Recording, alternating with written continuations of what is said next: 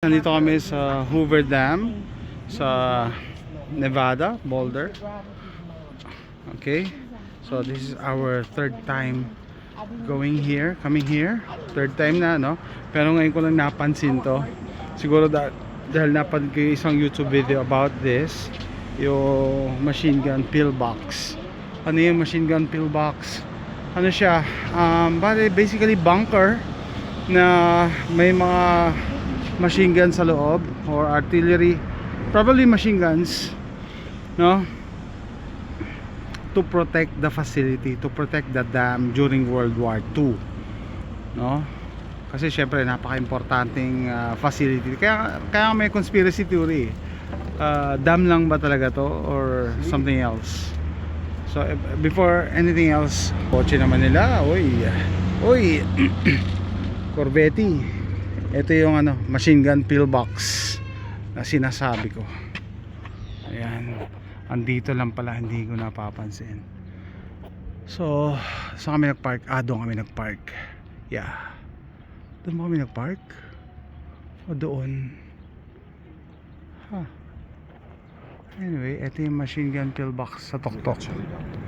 Ayan, bunker yan na may mga butas, 360 openings, and may machine guns.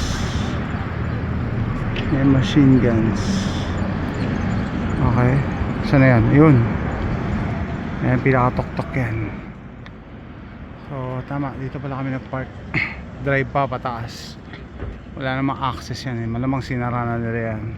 Pero during World War II nilagay nila yan dyan to protect the facility, to protect the dam. It makes you wonder, tatanungin yung sarili nyo, no, dam lang ba talaga to o may iba pang pinoprotektahan dito sa Hoover Dam, no? Bagay, totoo naman na importante ang power. Kita mo ng bigel i-video ko na, nandito na tayo. Haha, it's cute. Hey.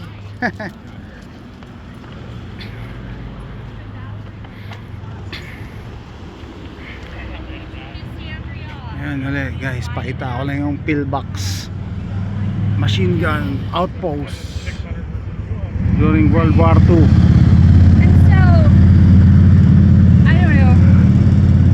Machine gun outpost. Hindi lahat nakakaalam yan, no, it's hidden in plain sight. Hindi yan sinasabi sa tour.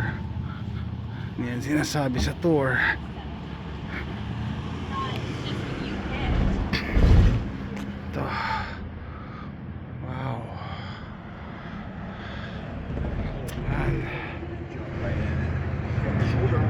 Swim around it.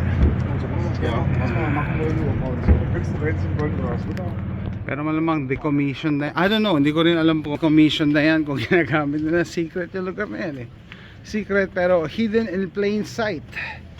Hindi ko yung malalaman kung hindi may isang YouTuber na nag-research din yan and gumawa ng video about it.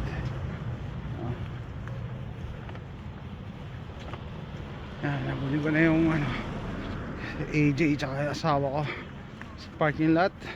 So that's it guys, quick video lang about isang machine gun pillbox hidden in plain sight.